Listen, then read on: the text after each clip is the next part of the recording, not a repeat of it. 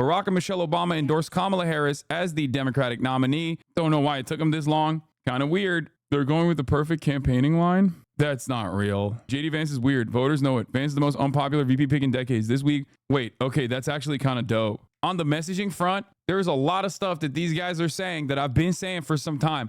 Hopefully they'll be able to listen to some of the other things in terms of the immigration policy and changing at least the messaging on both the immigration policy for the Sun Belt, at least for Arizona, New Mexico, younger voters, Hispanic voters, and also on Gaza. Staffers, if you're in here, okay, wink, wink, you know, analysts, if you're in here, wink, wink, nod, nod, little push here, little push there. Remember, Americans don't care about foreign policy. They don't. They're also very susceptible to changing their perceptions on certain issues as long as there is like enough campaigning on that front, enough messaging on that front. On immigration, Joe Biden performed better in 2020 when he was objectively anti-Trump immigration. He performs significantly worse now in 2024 before he dropped out on immigration because he went right-wing on the issue. These are good things to think about. Remember, Donald Trump versus Joe Biden matchup in 2020 on immigration. Joe Biden was still trailing behind Donald Trump, but much closer to Donald Trump on immigration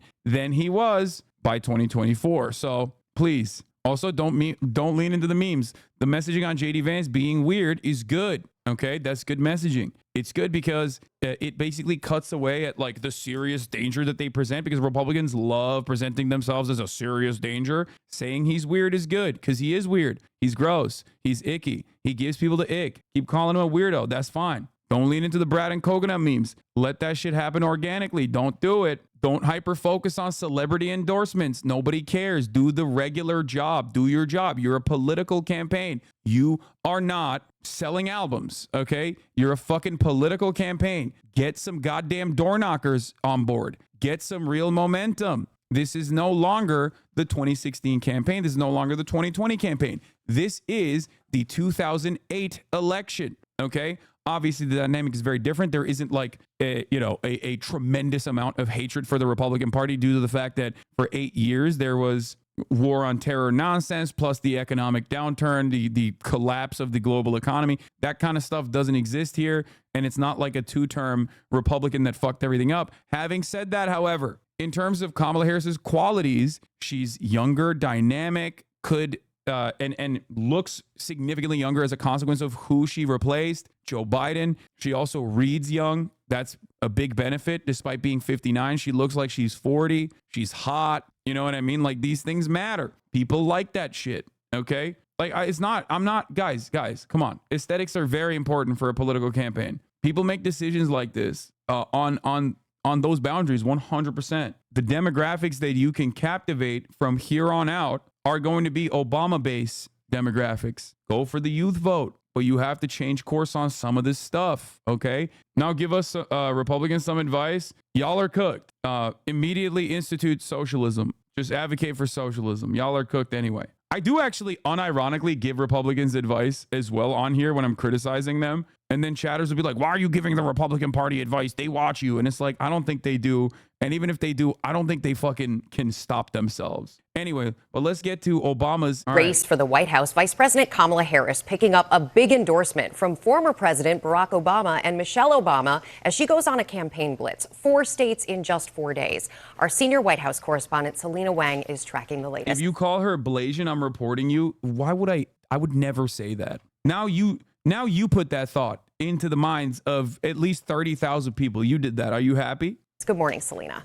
Good morning, Rebecca. Vice President Kamala Harris is racing to rally support across the country. With the election now just 100 days away, she is aggressively going after Donald Trump and hitting that campaign trail. Hi. Hey there. This morning. I don't understand the change in narrative on Gaza advice. Are we asking her to bluff voters with sweet talking while still sending the votes? I'm of two different minds here. In terms of like what she needs to do in order for me to be committed or for me to be excited about her prospects, she does need to change course on Gaza. I don't know how much she can do when Joe Biden is the president, and you can't deviate away from this like arrogant, entitled man who probably thinks like the world owes him whatever the fuck he wants and is one of the most arrogant, entitled Zionists out there. The only thing she can do as Joe Biden's vice president while simultaneously running for president is basically messaging. On that front, she needs to deviate and maybe even try to make sure that Joe Biden doesn't fuck up the bag too much. Bro, Biden's stance on Gaza is not an outlier. Get real.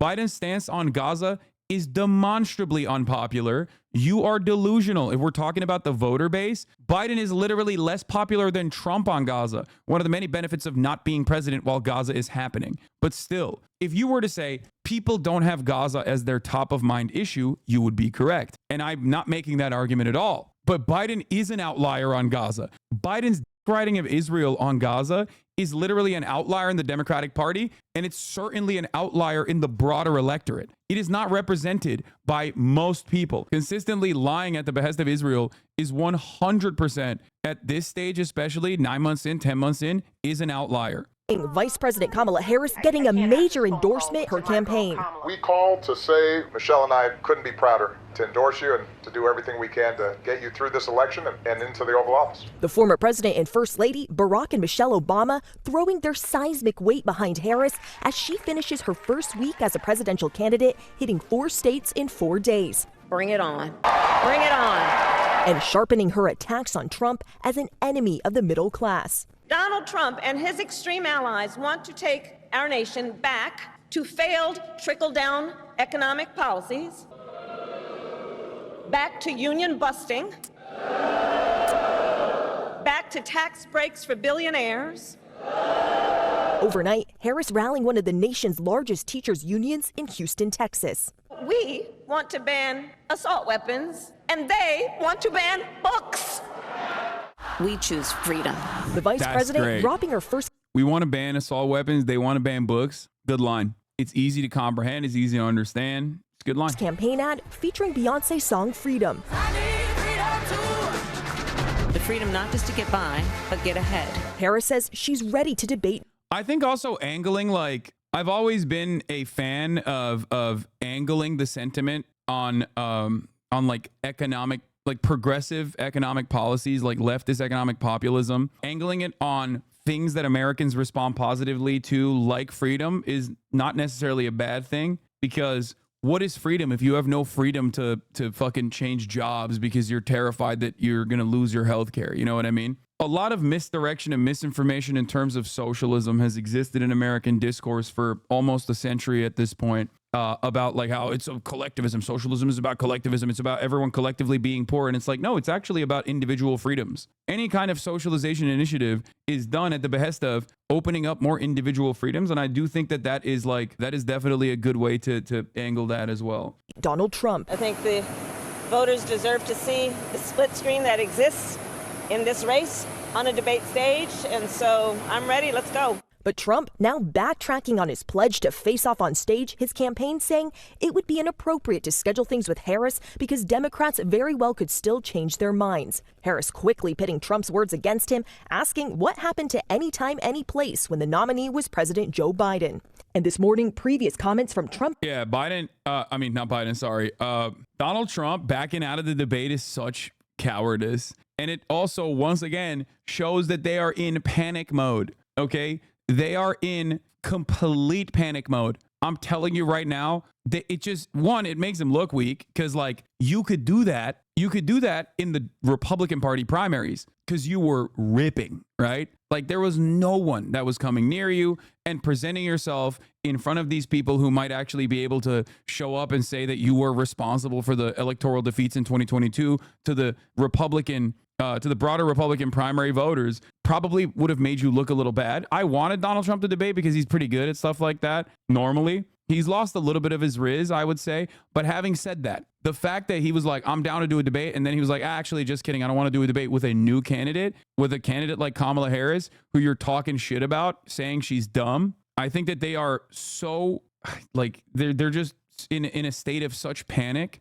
Like they don't know what to do. This isn't a strategic decision. This is a petty tantrum at losing their favorite punching bag. Yeah, exactly. Yeah, if she's a DEI hire who's dumb as a rock, then you should make short work of her. Like you can't be the god of discourse. You can't be the god of debates. You can't be this like charismatic, telegenic figure who's running away from debates This isn't the fucking primaries where you're literally putting up fucking LeBron numbers over and over again. You're actually going up against a pretty fucking close opponent who is right out of the gates caught up to your performance thus far, caught up to your polling numbers pretty quickly. Trump's vice presidential candidate J.D. Vance first reported by ABC calling for people without children to be taxed more. We need to reward the things that we think are good and punish the things that we think are bad. So you talk about tax policy.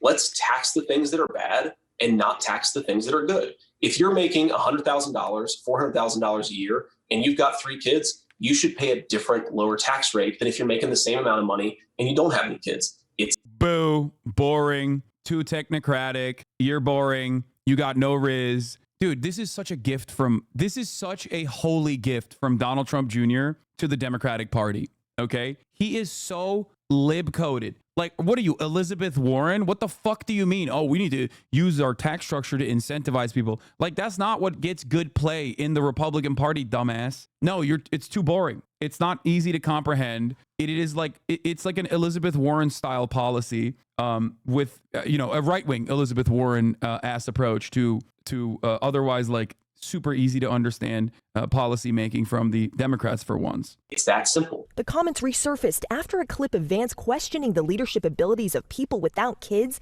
was already getting blowback. He's doing what you always say you'd be able to do in pretending to be a really good Republican politician, except he's really bad at it. Yeah, I mean, he is. His instincts are bad. He's got no fucking riz. He is a charisma suck. He is deeply unpopular. This like childless cat lady narrative paired up with the DEI shit is going to rip, okay? It is already ripping. Black people in general, brown people in general, like they know what DEI pick means, especially black people. They know what that means, okay? They hear that every time. They're going to be like, even if they were down to fucking vote for Donald Trump's charisma and Donald Trump's like macho image is not going to be good enough to overcome the steady flow of racist sentiment that they hear on a daily fucking basis being reiterated from those in positions of power that they could potentially vote for.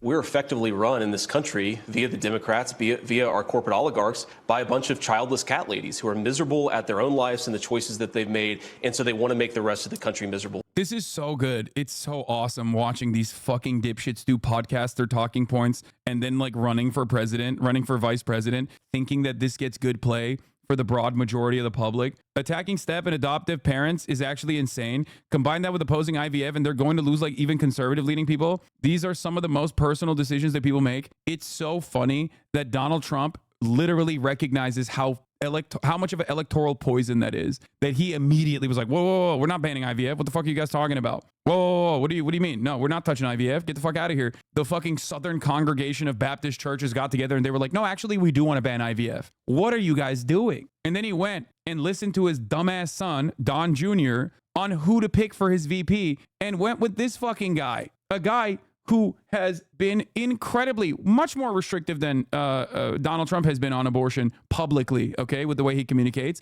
Americans don't like that shit. And it's just a basic fact. You look at Kamala Harris, Pete Buttigieg, AOC, the entire future of the Democrats is controlled by people without children. Actress. Now, when he turns around and apologizes for this, which he will, okay, and I believe he has already like tried to like re-message this point. If he apologizes for it, then he's fucking weak. He's already wishy-washy. He called Trump Hitler. Now he's Trump's VP and loves Trump. People already don't think that he's a genuine person. And now here's another major policy prescription that he had that he has to fucking go back on. If he doubles down, he looks like a complete psychopath. If he actually apologizes, he looks like a spineless little loser. Ultimately, he is fucked. And this is precisely one of the reasons as to why I said he was a weak ass candidate from the jump.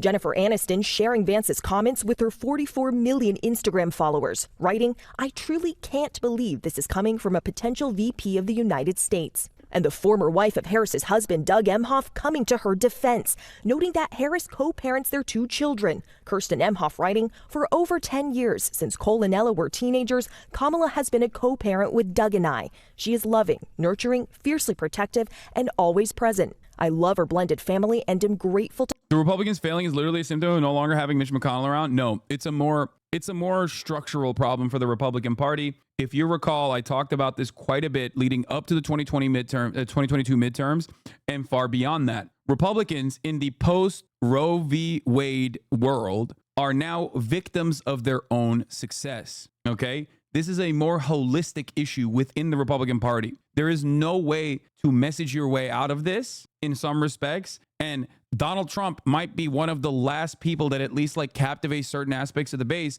before they completely have to change direction and maybe even suffer electoral defeats for like at least one generation before they get back into shape. The problem that they have is that conservative media like Fox News and now YouTube influencers are the base of the party, and it creates incentives to be the most right wing in order to get more views and clicks. They can't ride the tiger anymore to appeal to normies. Yeah, they are collapsing under the weight of their own success. Exactly. That is like very successful in enacting their right wing agenda at the state level, which is not democratic because at the state level, they're using redistricting to enforce their will. When they have no business having that much power at the state level. This feverish, hysterical cycle where they think like, oh, we are actually popular. We are actually very popular. See, we're enacting our agenda. So we are very popular. It's like, no, you're not, dumbass. You forgot that you have utilized the least democratic aspects of American governance to your advantage. You've utilized the court system and you've utilized state legislatures. You've completely sidestepped Congress. You are basically getting everything you want to get on these incredibly objectively unpopular or irrelevant policy agendas that are all hyper focused on culture war issues that appeal to like some of the weirdest, sweatiest fucking losers that comes across as like genuinely off-putting to the broadest parts of the electorate.